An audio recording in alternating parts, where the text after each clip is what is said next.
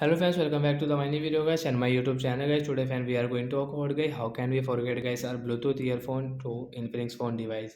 Friends, you have connected any Bluetooth device and friends now you want to forget.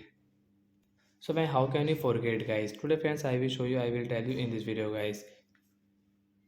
So first of all guys you will have to turn on guys your phone setting guys. After on phone setting guys scroll it friends, you can see this type of setting friends. We will click on guys phone.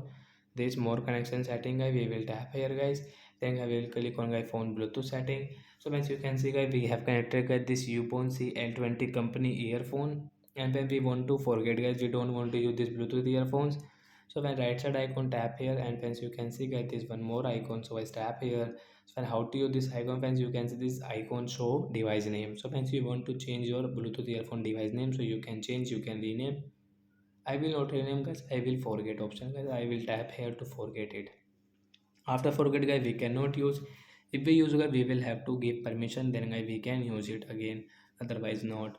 So like that guys we can forget guys our Bluetooth earphones to Infinix phone device. So bye guys.